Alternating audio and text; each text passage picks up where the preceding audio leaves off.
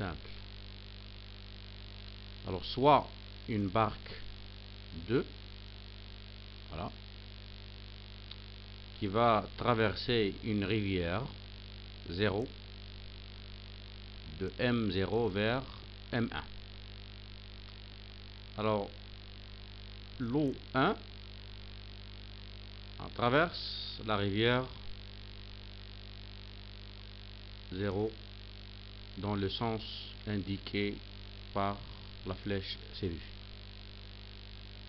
Bien, donc on va numéroter les éléments dans notre système. 0, c'est la rivière. Oui. L'eau, c'est 1. Et la barque, c'est 2.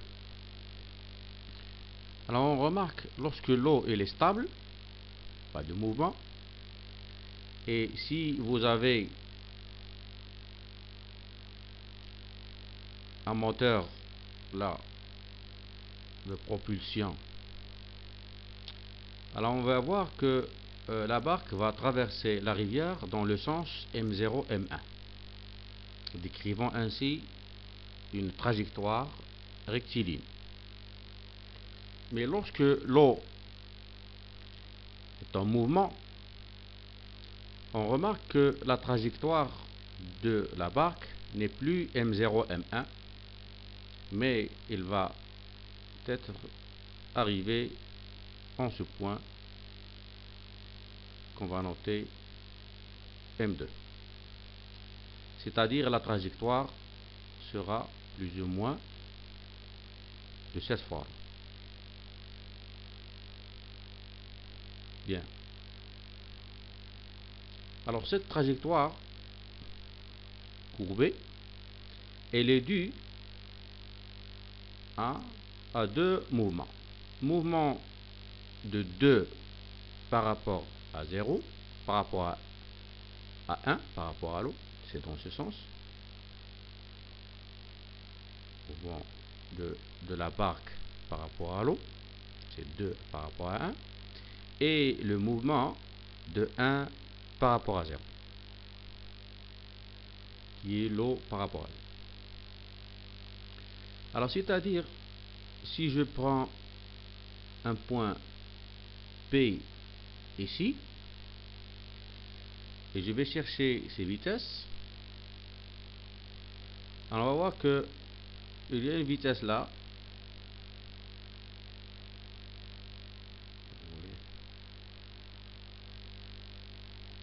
vitesse,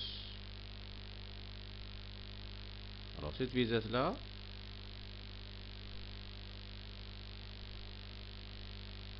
c'est la vitesse de P, mais appartenant à 1 par rapport à 0. Cette vitesse, c'est la même que la vitesse de l'eau. Bien. Puisque l'eau, dans ce cas, on peut l'assimiler à un mouvement de translation suivant cet axe. Donc les vitesses sont les mêmes. Il y a aussi la vitesse de P,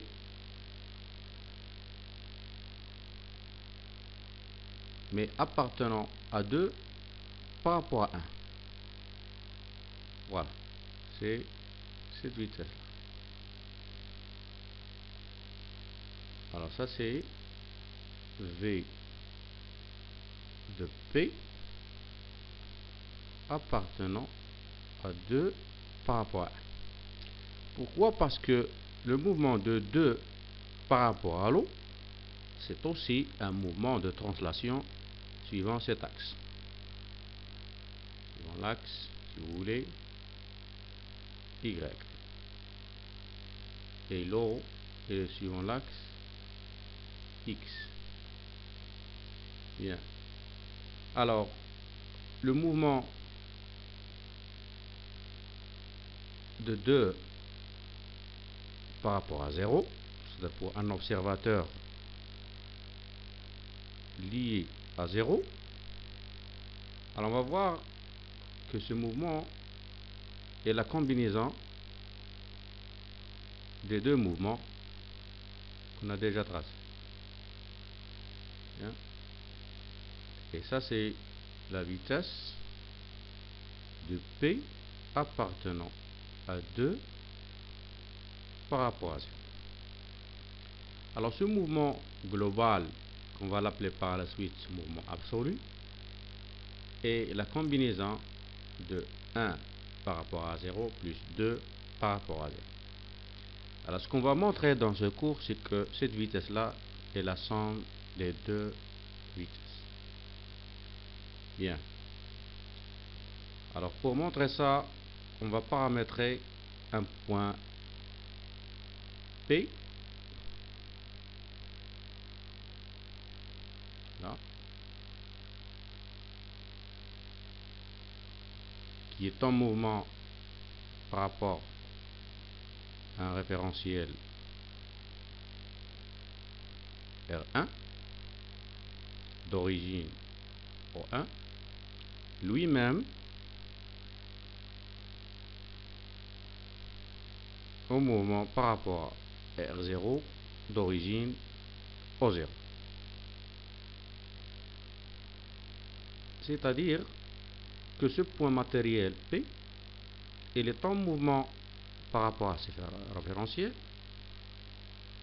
Donc, mouvement de P par rapport à R1. Et nous avons, ça c'est le mouvement de R1 par rapport à R0. Alors nous, on cherche le mouvement de P par rapport à R0. Mouvement de P par rapport à R0. Alors on va chercher ce mouvement à partir de ces deux mouvements. Bien. Alors pour cela, on va prendre, ou bien on va donner quelques vitesses particulières. Alors la première, c'est la vitesse de P par rapport à R0. C'est-à-dire que cette vitesse globale. Alors par définition, c'est quoi? C'est D sur dt. Alors l'origine de O0, c'est O0 P dans R0 toujours. Bien. Et V P par rapport à R1. Alors cette vitesse, toujours par définition, c'est la dérivée du vecteur position qui est O1, switch se repère R1, P, parce que c'est la vitesse de P que je cherche, R dans R1. Ça c'est important, c'est dans R1 et non pas dans R0. Clair? Reste une troisième vitesse, c'est V de O1, ça veut dire l'origine de R1, par rapport à R0. Alors cette vitesse, par définition aussi, c'est D sur dt, ou O1, plutôt, R0, O0, l'origine. Alors O0, O1, dans quoi? Dans R0. Bien. Alors pour trouver cette vitesse, on va utiliser ces deux vitesses. En même temps, on va utiliser la notion, bien, la relation de la dérivée d'un vecteur par rapport à un référentiel R0 est égal à du sur dt dans R1 plus oméga de R1 par rapport à R0 vectoriel U. Alors on va utiliser aussi cette relation qu'on a déjà vue dans le premier cours de la cinématique. Bien. Alors notre objectif final, c'est ces vitesses-là. Alors, je vais réécrire cette vitesse-là. Alors, V de P par rapport à R0 est égal T sur dt de O0 P dans R0 est égal. Alors, je vais introduire ici le point O1. Alors, est égal à D de O1, O0, O1 sur dt dans R, même référentiel, plus D de O1 P sur dt dans R0 toujours. Alors déjà là, on a pu faire apparaître cette vitesse-là. Voilà, D de O0, O1 dans R0, D de O0, O1 dans R0. Donc cette vitesse-là,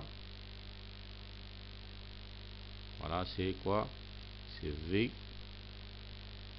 de P plutôt, V de O1 par rapport à R0. V de O1 par rapport à R0. Alors il nous reste maintenant cette vitesse-là, cette dérivée. D de O1P sur dt dans R0. Alors c'est plus ou moins, ça ressemble un petit peu à ça. Sauf ici vous avez R1 et ici vous avez R2. Alors je vais dériver ça, hein,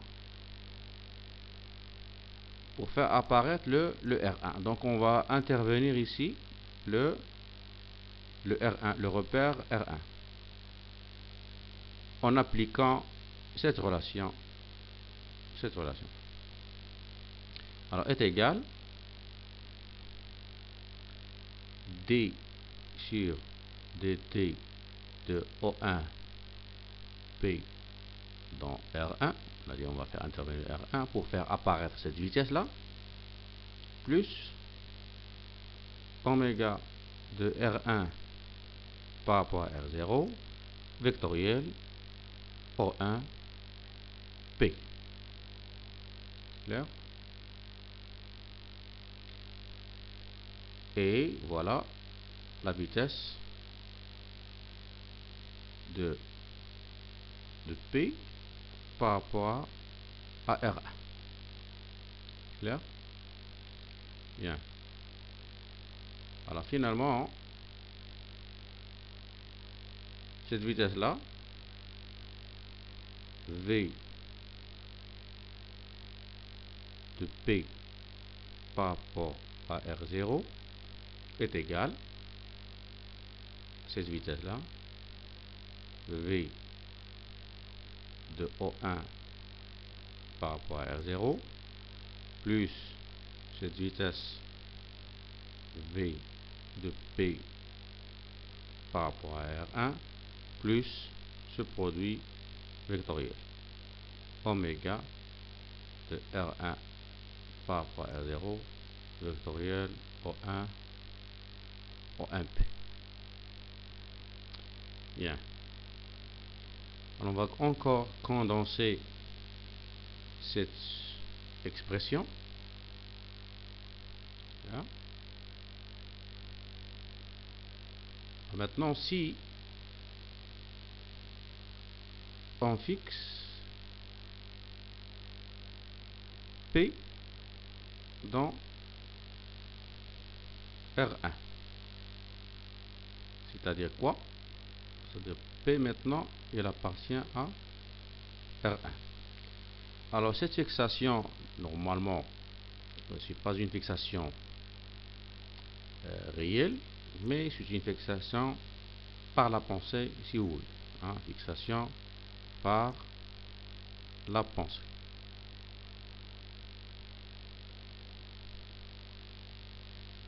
Voilà. Alors cette équation que je vais noter 1, alors 1 devient quoi? Alors V de P là, V de P, je dois ajouter cette appartenance maintenant.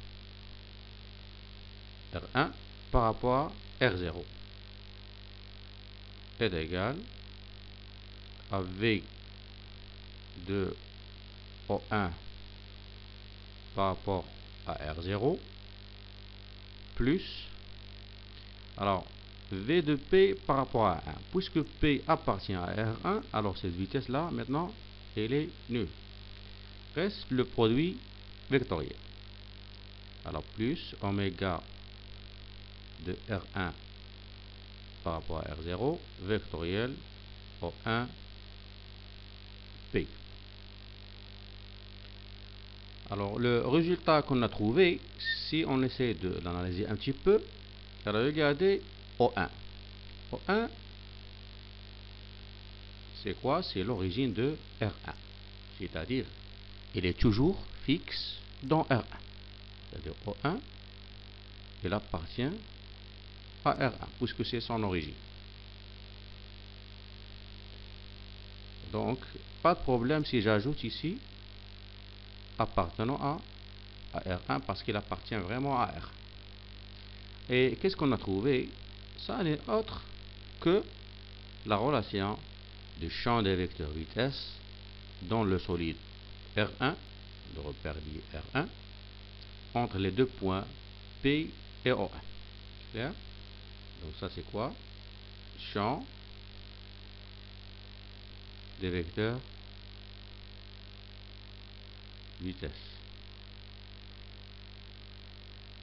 Voilà. Bien. Alors je peux maintenant revenir à l'équation 1 et dire que V de P par rapport à R0 alors est égal. Alors on remarque que ces deux vitesses là, et voilà,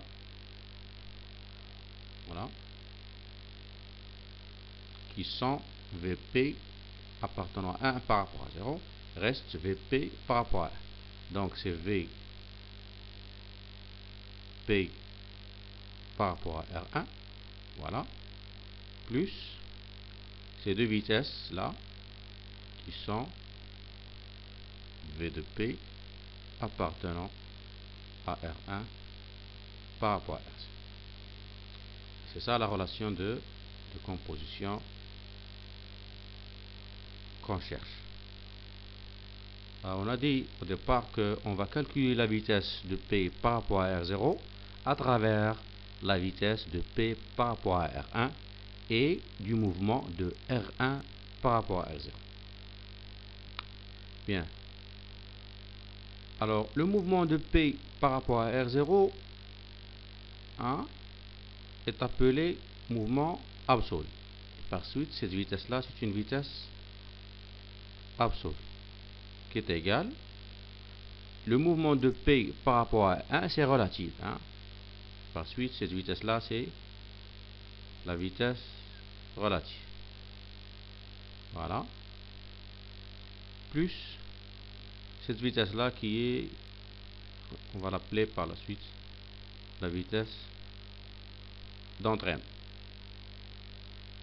Alors ça c'est la composition.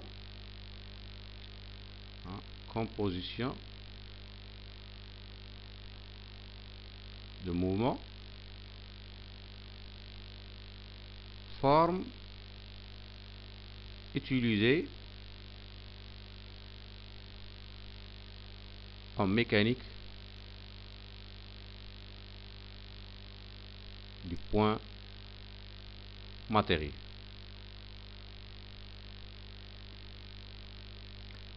Alors on cherche une composition dans le cas de solide. Alors cas de solide. Bien. Alors pour cela, on va prendre un solide S2 au mouvement par rapport à un solide S1 lui-même par rapport au mouvement par rapport à un solide S0.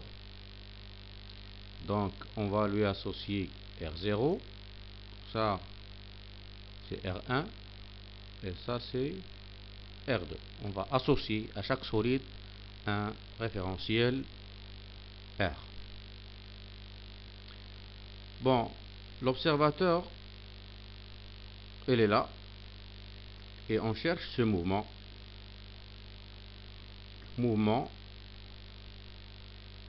de 2 par rapport à 0. Alors ce mouvement de 2 par rapport à 0, je peux le déterminer à partir de mouvement de 2 par rapport à 1 et le mouvement de 1 par rapport à 0. Alors pour trouver ça, le cas des solides, on va appliquer cette relation. Donc ici j'ai 3 solides.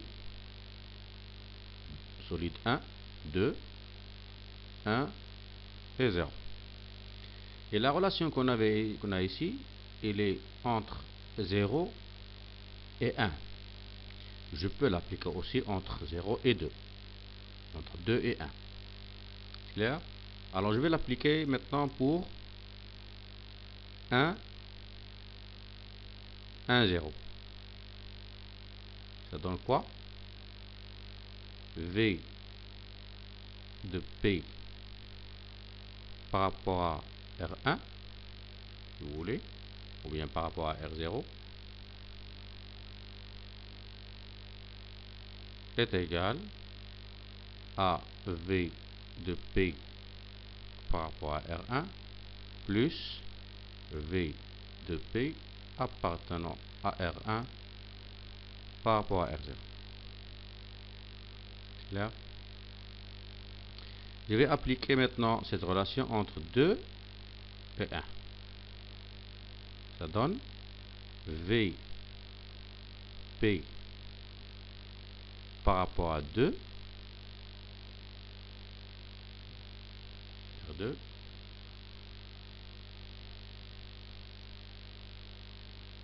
alors est égal à V de P par rapport à R1 plus V de P appartenant à R1 par rapport à R2.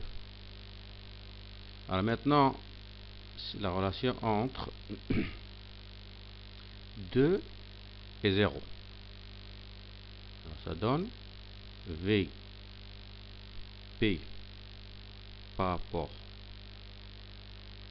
à R0 est égal R2 est égal à V de P par rapport à R0 plus V de P appartenant à R2 par rapport à R0.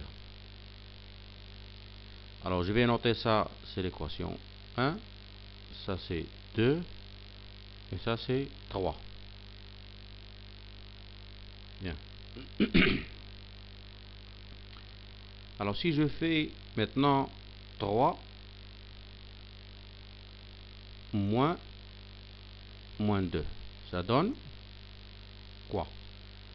Alors V de P par rapport à R2 moins V de P par rapport est égal à 0. Le premier terme est égal V de P par rapport à R0 moins V de P par rapport à R1. Ça, moins ça reste le deuxième terme, plus V de P appartenant à R2 par rapport à R0, ça, moins cette vitesse-là, c'est V de P appartenant à R1 par rapport à R2. Bien. Alors maintenant, V de P par rapport à R0 moins V de P par rapport à R1, je peux la déterminer à partir de l'équation 1. Si j'amène cette vitesse de ce côté. Alors V de P par rapport à R0 moins V de P par rapport à R1, c'est V de P 1 par rapport à 0. Donc ça c'est V de P appartenant à R1 par rapport à R0. Et comme ça, je peux déterminer cette vitesse. Alors la vitesse de P appartenant à R2 par rapport à R0 est égale, alors cette vitesse je vais l'amener de l'autre côté, V de P appartenant à R1 par rapport à R2 moins cette vitesse là qui est V de P appartenant à R1 par rapport à R0 est égal. Alors moins VP1 par rapport à 0 n'est autre que plus VP R0 par rapport à R1. C'est clair? Alors, est-ce que j'ai fait une erreur? Alors, cette vitesse-là, c'est V de P. Voilà. Alors, peut-être j'ai fait une erreur. يا سيدنا الحلقه ديالنا سالات، ما تنسوش انكم تابوناو في لاشين وتلحقوا بلاباج فيسبوك، ونتلاقاو ان شاء الله في الحلقه الجايه مع Partagez avec les autres.